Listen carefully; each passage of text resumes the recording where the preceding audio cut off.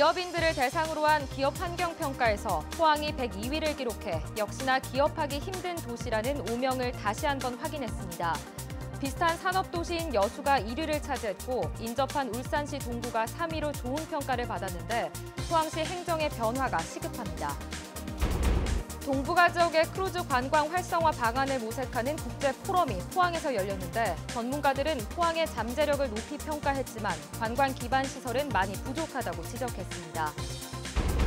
고준희 핵 폐기물 공론화위원회 출범이 인적 구성 문제로 늦어지는 가운데 직접 영향권에 있는 지역민들의 참여가 배제되고 있다는 비판이 제기됐습니다.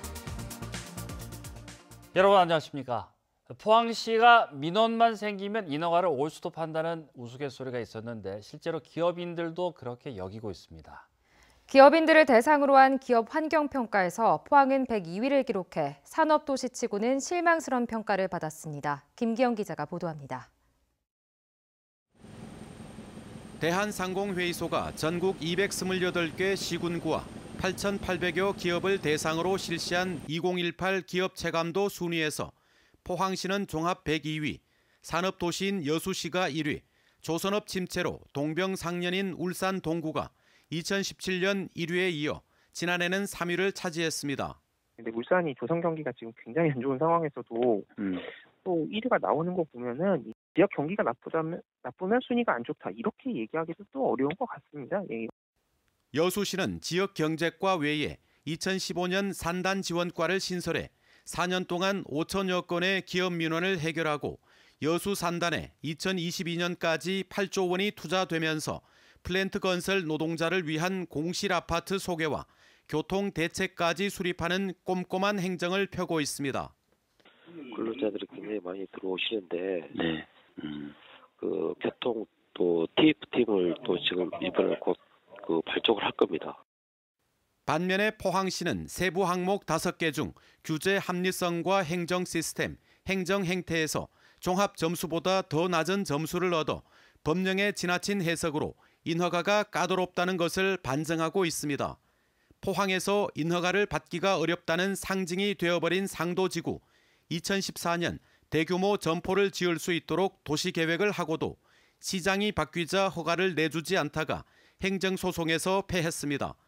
5년이 지난 지금은 부동산 경기 침체로 사업성이 떨어져 땅을 놀리는 사이 한 달에 2억 원이 넘는 이자만 물고 사업자는 파산 직전인데 이제 와서 낡아 빠진 포항 시외버스 터미널과 함께 인허가를 내줄 테니 사업 계획을 올리라는 황당한 행정을 하고 있습니다. 3, 4년 전에 기회가 왔을 때 반드시 하여야 됩니다. 그때보다 지금 이제 포항 지진 이후로 대기업들의 포항 투자에 대한 그 어림이 있는 상황에서 지난해 4월 포항시는 포스코 창립 50주년을 맞아 블루벨리 국가산단 활성화와 방사광 가속기를 활용한 바이오 산업 투자, 흥해 도시재생 재건축 참여 등을 위한 MOU를 체결했지만 지금까지 가시화되는 사업은 없습니다. 지난달에는 포항경제 살리기 범시민 대책본부를 발족해 지역업체 일감 몰아주기와 지역 물품 구매를 천명했지만 지금까지 포항시의 추진력으로 볼 때 이 역시 헛구호에 그칠 공산이 큽니다. 철강 도시였던 스페인 빌바오나 미국 피츠버그는 강력한 리더십을 발휘해 침체에서 벗어날 수 있었습니다. 지역 내에 있는 민들이 공통된 위기의식을 공유해야 된다는 게 있고 그다음에 제일 마지막 요건은 결국은 강력한 리더십이 있어가지고 말로만 기업 유치를 부르짖고 있습니다. 뚝심도 책임감도 없는 시 행정으로 기업인들이 외면하는 도시가 되어가고 있습니다. MBC 뉴스 김기영입니다. 안동일 전 포항제철소장이 최근 현대제철 사장으로 이직한 것과 관련해 포스코 양대 노조가 사규 위반과 기술 유출 등을 이유로 반발하고 나섰습니다. 양대 노조 측은 포스코의 정보 보호 규정 등에는 퇴직 후 2년 동안 동종업계에 취업할 수 없도록 되어 있는데도 최근까지 포항제철소장과 고문역을 맡은 안 전 소장이 현대제철 사장에 취임한 것은 사규 위반에다 기술 유출 등의 우려가 크다고 주장했습니다. 포스코는 이에 대해 직원들에게 이메일을 보내 안 전 소장의 이직으로 인해 포스코의 기술 유출 우려는 없으며 대승적인 차원의 결정이었다며 임직원들의 이해를 부탁했습니다. 동북아 지역의 크루즈 관광 활성화 방안을 모색하는 국제 포럼이 포항에서 열렸습니다. 전문가들은 포항의 잠재력에 대해선 높게 평가했지만 아직 관광객을 맞을 준비는 많이 부족하다고 지적했습니다. 이규설 기자입니다. 동북아의 크루즈 산업은 해마다 커지고 있고 북한이 개방되면 폭발적인 성장이 예상됩니다. 포항시 역시 크루즈 관광객 유치 전에 뛰어들었습니다. 영일만 항에 7만 톤짜리 크루즈가 접안할 수 있는 국제 여객 부두를 건설 중이고 세계적인 크루즈사 관계자들을 초청해 포항을 홍보한 데 이어 이번에는 한중일러 지자체 정책 담당자와 크루즈 전문가들을 포항에 불러 모아 동북아 크루즈 시장의 성장 전략을 논의하는 자리를 만들었습니다. 광역지자체의 정책 담당자들이 같이 모여서 학자들과 전문가들과 함께 토론한다는 것은 아마 저희가 볼 때는 그런 좋은 결과를 가져오지 않을까 그렇게 생각을 합니다.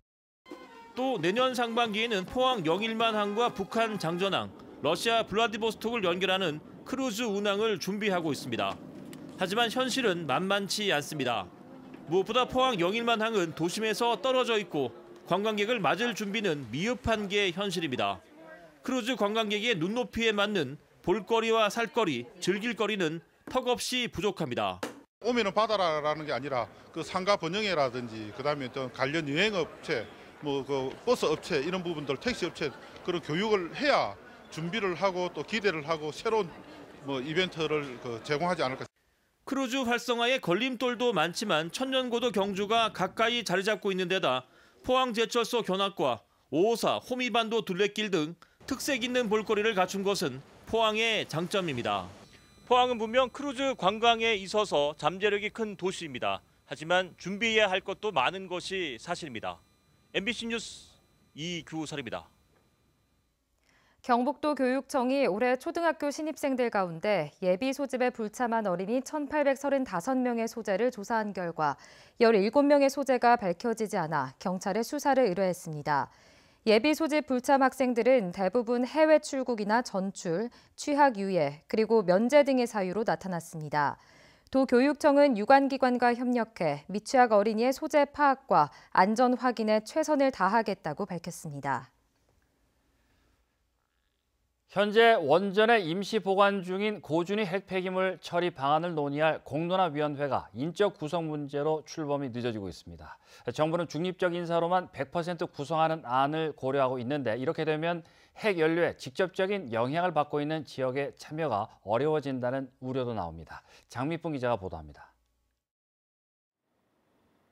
당초 지난달 말로 예정됐던 고준위 방패물 공론화위원회 출범이 늦어지고 있습니다. 이에 대해 핵심적 의사결정을 담당하는 공론화위원 15명 구성에 대한 문제가 발목을 잡고 있다는 지적이 나옵니다. 정부는 신고리 5, 6호기 공론화처럼 중립적 인사 100% 구성을 염두에 두고 있는 반면 지역과 시민단체는 이에 당사자가 적극 참여해야 한다는 입장입니다. 정부는 이에 당사자가 참여할 경우 원전 지역 5곳의 주민대표와 환경단체, 핵산업계만 포함해도 전체 공론화위원회의 절반을 웃돌게 된다며 난색을 표하고 있습니다. 또 이에 당사자의 참여도가 높을 경우 파행을 빚었던 박근혜 정부 공론화위원회와 같이 공론화 자체가 난항을 겪을 수 있다고 우려하는 것으로 알려졌습니다. 그나마 지금 환경하고 지역 합의를 봤어요. 공론화위원 구성과 관련해서는 이해관계자들이 적극 참여하는 그런 형태로 해야 된다라고 합의를 봤고요. 근데 이제 거기에 이제 원자력계나 정부 쪽에서 동의를 못한 거죠.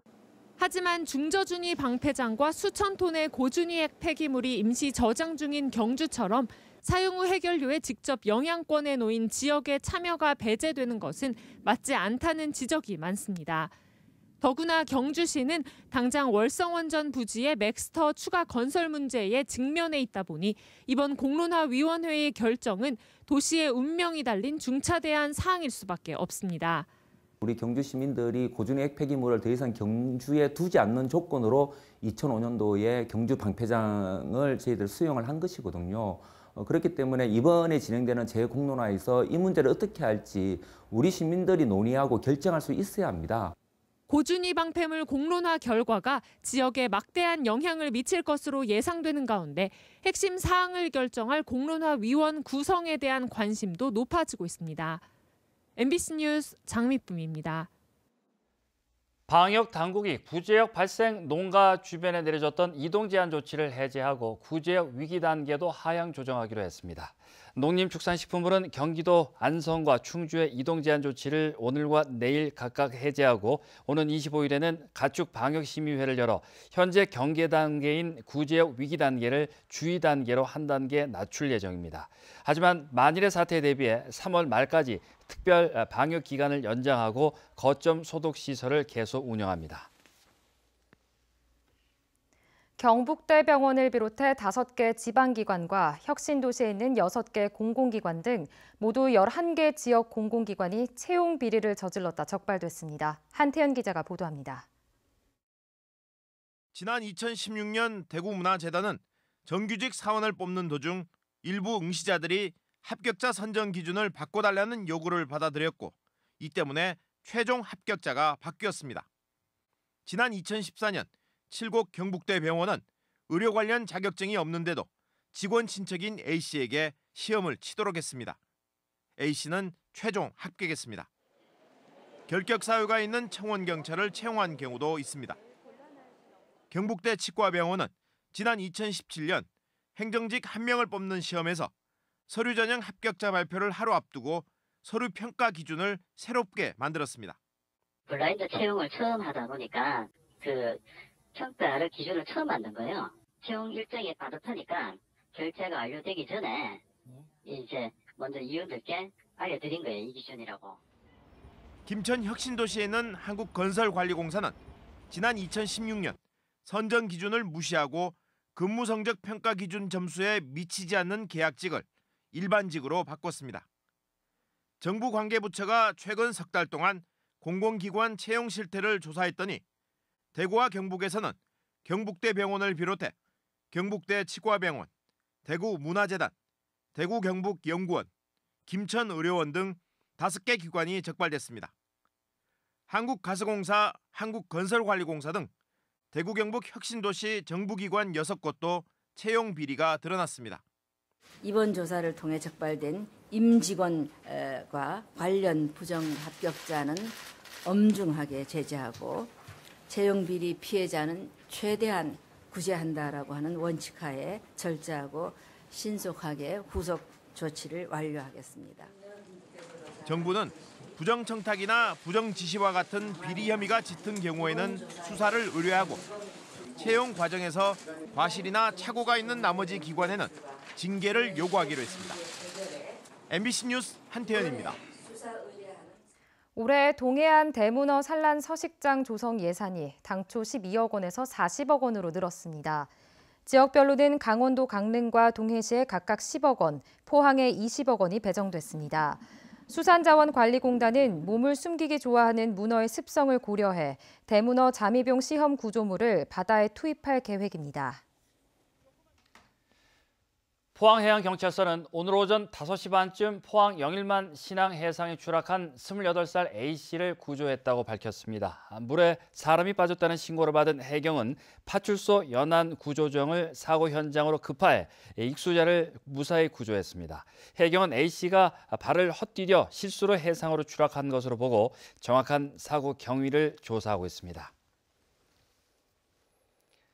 경북 동해안은 낮 동안 기온이 크게 오르면서 포근한 하루였습니다. 내일도 온화한 날씨를 보이겠지만 미세먼지는 나쁨 수준을 나타내겠습니다. 안수진 기상캐스터입니다.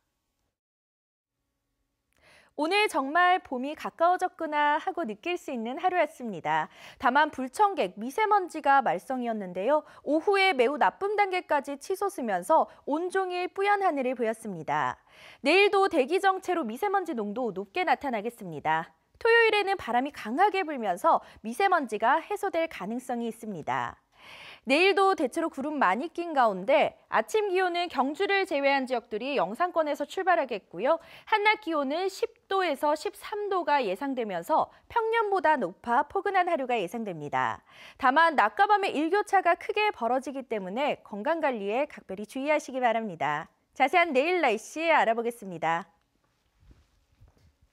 내일 구름 많겠습니다. 아침 기온 영하 2도에서 영상 2도, 낮 기온은 12도에서 13도입니다. 울릉도와 독도는 오후에 흐리겠습니다. 아침 기온 울릉도 5도, 독도 7도, 한낮 기온 울릉도와 독도 10도입니다. 동해상으로는 구름 많이 지나겠습니다. 바다의 물결 동해 전해상에서 최고 2m까지 일겠습니다. 토요일에는 칼바람이 불면서 체감온도가 낮겠고요. 기온은 점차 올라 봄에 한 발짝 더 다가가겠습니다. 날씨였습니다. 경주시와 한국토지주택공사는 저소득층 시민들의 노후된 주택을 보수하는 사업을 추진합니다. 주요 보수 작업으로는 도배와 장판, 급수 난방, 기둥이나 지붕 등이며 올해는 중위소득 44% 이하 시민 거주주택과 장애인 고령자 주택 등 218가구가 사업 대상으로 선정됐습니다. 한국토지주택공사는 지난해 7억 3천만 원을 들여 경주 지역 서민층 노후주택 140가구를 수리했습니다. 경주문화재단은 한수원과 함께 지역 예술인들에게 공연 제작비를 지원하기로 하고 이를 공고했습니다. 경주문화재단은 7,800여만 원의 사업비를 연극과 무용, 음악 등 5개 분야에 걸쳐 개인이나 단체 등 20개 팀에 지원하기로 했습니다.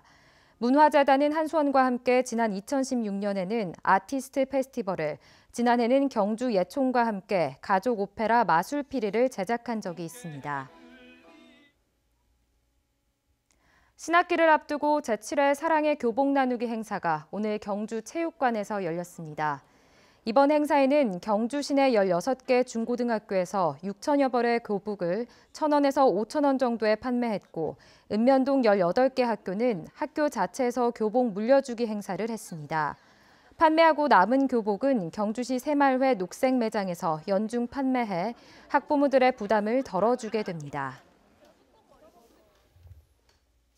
네, 이상으로 포항 MBC 뉴스데스크 마치겠습니다. 여러분 고맙습니다.